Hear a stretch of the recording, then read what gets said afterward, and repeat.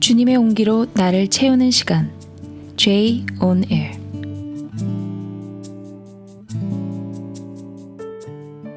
안녕하세요. J on Air 김인혜입니다. 여러분, 내일이 무슨 날인 줄 아시나요?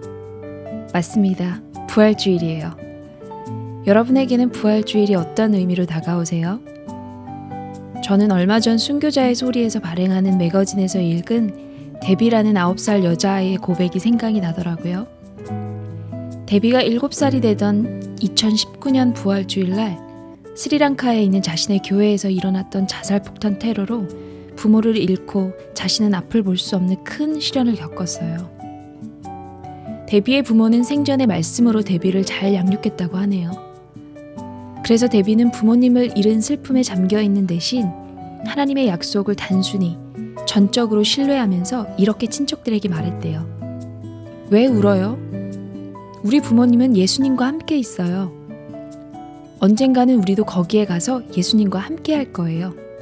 폭탄 공격 이후 데비는 콜롬보의 한 병원 중환자실에서 수개월을 보냈고 캐나다에서 눈 수술을 받아야 했는데 데비는 예수님이 자기를 위해 새 눈을 준비하셨다고 사람들에게 말하고 다녔다고 합니다. 데비의 엄마 베를리니는 두 자녀에게 성경책을 남겨주며 이런 메모를 기록해 두었대요. 루푸스는 데비의 오빠예요. 루푸스 내 아가야, 사랑해. 하지만 예수님은 엄마보다 너를 훨씬 더 사랑하신단다. 엄마가 내게 남겨줄 수 있는 가장 값진 재산은 예수님이야. 다음은 시편 37편 5절 내 길을 여호와께 맡기라 라는 말씀이란다. 엄마가. 데비를 양육하고 있는 이모는 데비가 눈수술이 잘 되어서 엄마가 남긴 이 성경책과 엄마의 메모를 볼 수 있기를 소망하고 있다고 합니다. 예수님의 부활은 2000년 전 일어났던 역사적 사실일 뿐만 아니라 2000년이 지난 지금 현 시대를 살아가는 많은 이들에게 하나님의 살아계심을 나타내는 증거이며 십자가의 죽음과 부활을 믿는 성도들에게는 모든 두려움을 뛰어넘고 모든 상황을 이기는 하나님의 능력이요 영원한 소망이 되는 것 같습니다.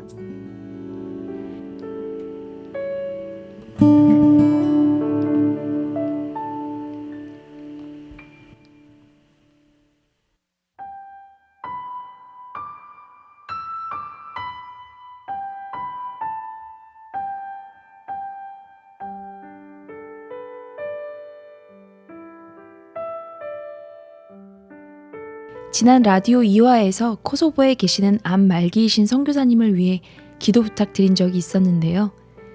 그분은 코소보에서 20년간 사역을 해오신 한태진 선교사님이십니다. 선교사님은 건강검진차 한국에 들리셨다가 예상치 못하게 암 진단을 받고 요양 중에 계시다고 합니다. 선교사님의 고백을 들려드리고 싶어요.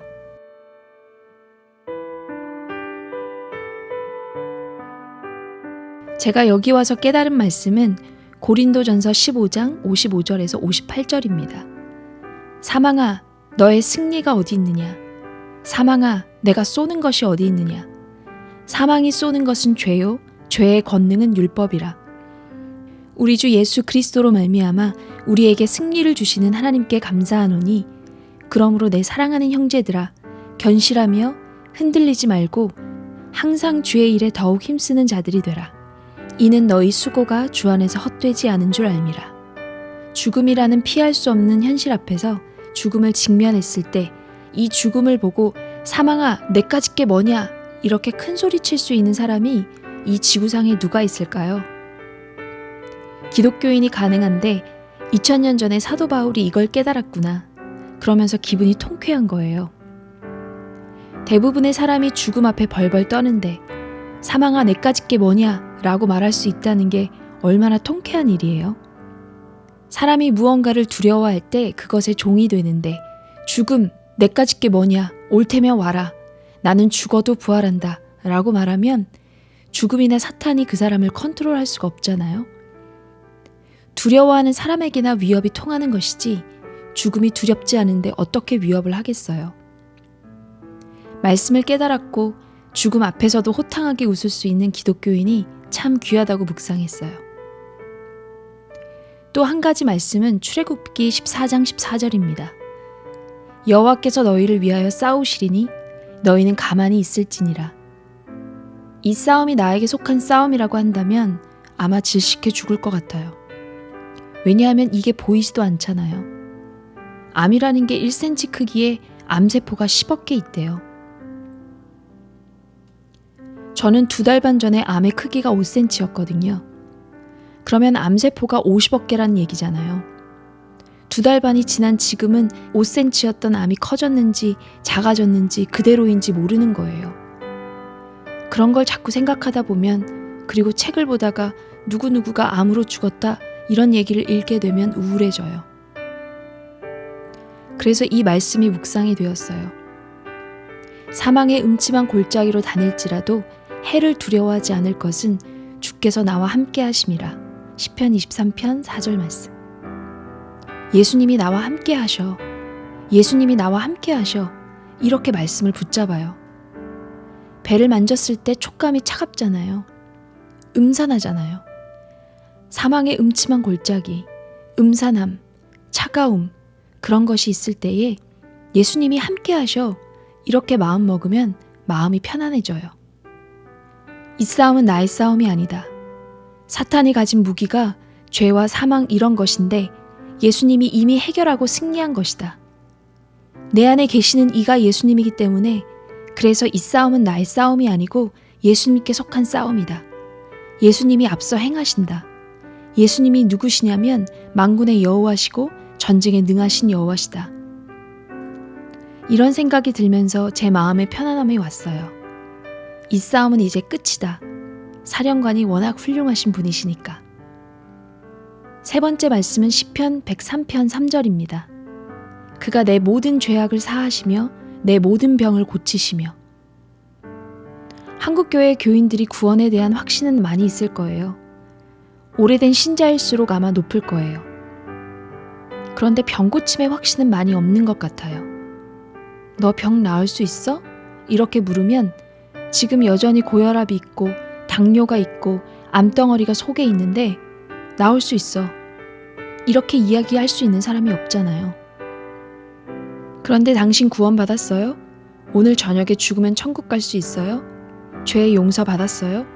그러면 대부분이 나 죄 사함 받았다. 나 구원 받았다. 오늘 저녁에 죽으면 천국 간다 라고 대답해요.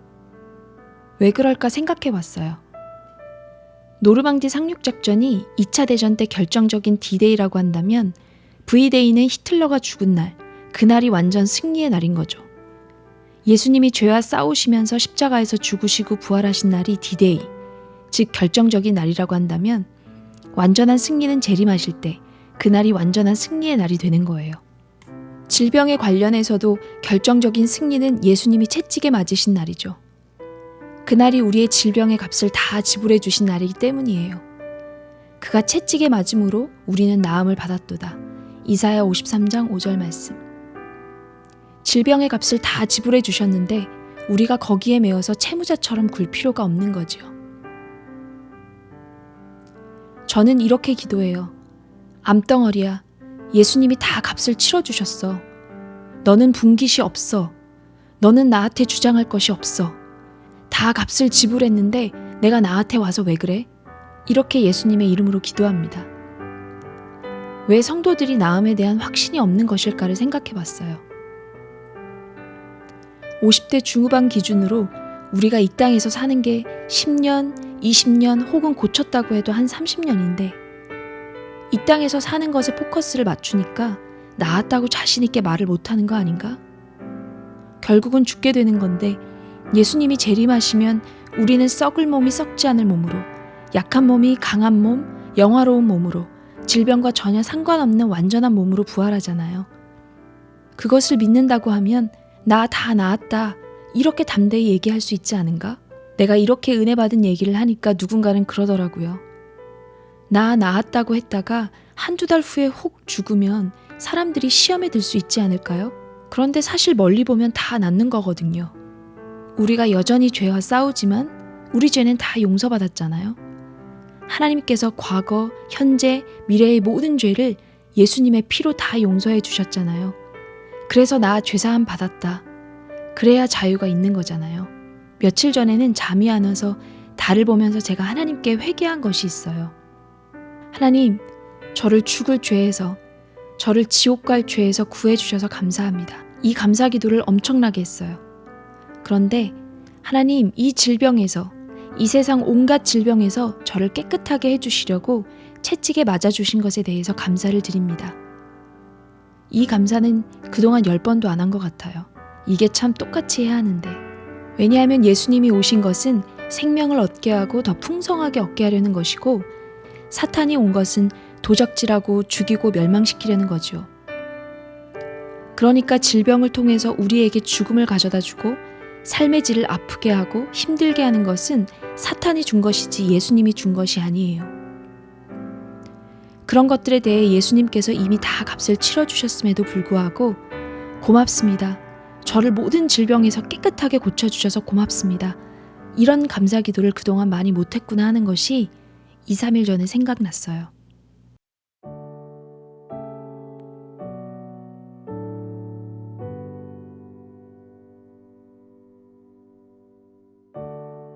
여기까지가 선교사님이 쓰신 글 내용이에요.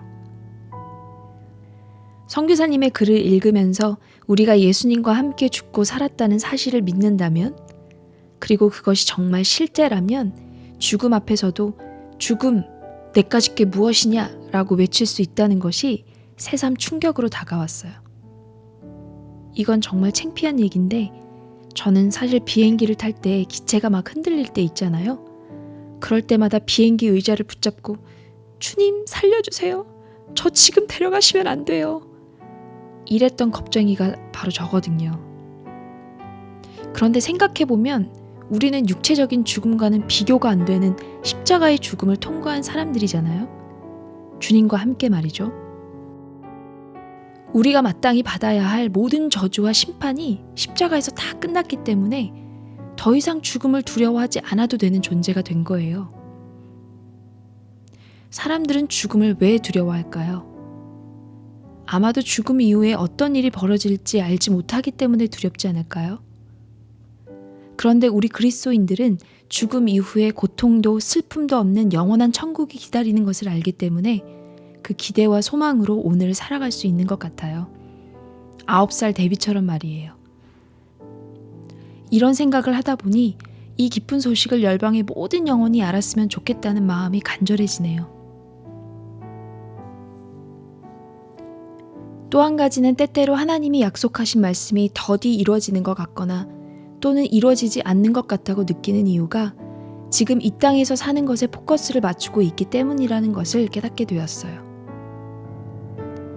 유한한 우리는 보이는 세상이 전부인 것처럼 살아가고 또 그렇게 이 세상을 보지만 영원하신 하나님은 항상 영원의 관점으로 우리에게 말씀하시고 그 말씀을 이루시는 하나님이신 거죠. 그런데 이 영원하신 하나님과 그분의 말씀을 유한한 나의 생각과 관점으로 자꾸 해석하고 바라보려고 하니까 열매가 없거나 일이 잘 되지 않을 때 하나님이 나의 기도를 들어주시지 않는구나, 나를 돌아보지 않으시는구나, 이렇게 하나님을 오해할 때가 많더라고요. 결국 보이는 세상이 전부인 것처럼 이 땅에 사는 것에 온통 나의 시선이 머물러 있기 때문에 슬프고 무기력하고 실패감에 좌절할 수밖에 없구나라는 것을 깨닫게 되었습니다. 그래서 더욱 주님의 도우심을 간절히 구하게 되더라고요. 주님, 보이는 이 땅에 소망을 두는 자가 아니라 주님처럼 영원의 관점으로 오직 믿음으로 모든 것을 보고 대할 수 있도록 도와주세요. 죽음을 두려워하지 않으며 이 땅에서의 삶에 연연해하지 않고 영원한 본향을 사모하며 살아가도록 우리가 가진 소망의 이유이신 주님을 다시금 바라볼 수 있도록 통로가 되어주신 한태진 선교사님 감사드립니다. 지금은 항암 치료 중이시라고 들었는데요. 선교사님이 끝까지 이 소망을 붙들고 믿음의 경주를 달려가실 수 있도록 모든 치료 과정 가운데 힘을 주시고 온전히 회복되실 수 있도록 다시 한번 기도 부탁드립니다. 더불어 주위에 질병으로 어려움을 겪고 계신 분들이 많으실 텐데요. 저도 저희 이모가 암 투병 중이세요. 오늘 선교사님의 고백 들으시면서 모든 분들에게 주님이 큰 은혜와 위로를 주셨으면 좋겠습니다.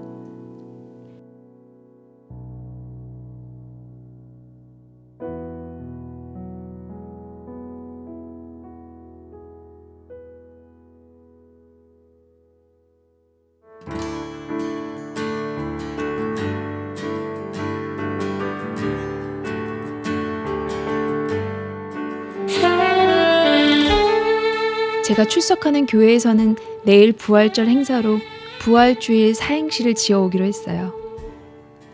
부활절 계란 콘테스트, 성가대, 뭐 이런 행사는 해봤는데 부활주일 사행시는 처음이라 굉장히 신선했어요. 이 좋은 것을 라디오에서도 함께하면 어떨까 싶더라고요. 그래서 저는 부활 생명으로 사행시를 지어보았습니다. 부활의 아침이 밝았습니다. 활기찬 새날이 시작되었습니다. 생명이 바뀌었기 때문이죠. 명예로운 주님의 이름만을 드높이는 예수 생명, 부활 생명으로 살겠습니다.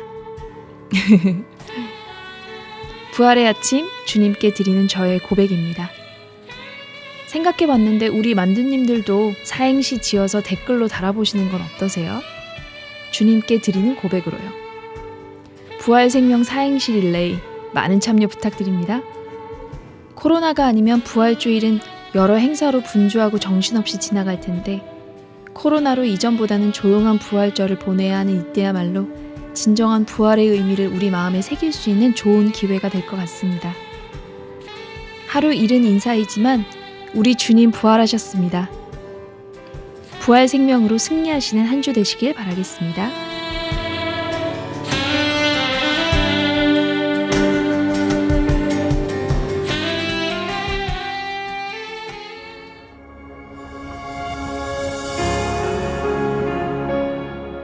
레위지파의 주 예수 나의 산소망이란 찬양 들려드리면서 저는 인사드리겠습니다. 지금까지 제이온에어 김인혜였습니다. 깊은 절망의 수렁 가운데 주님께 닿을 수 없던 우리 어두운 밤 중에 하늘을 향해 주의 이름 나 부르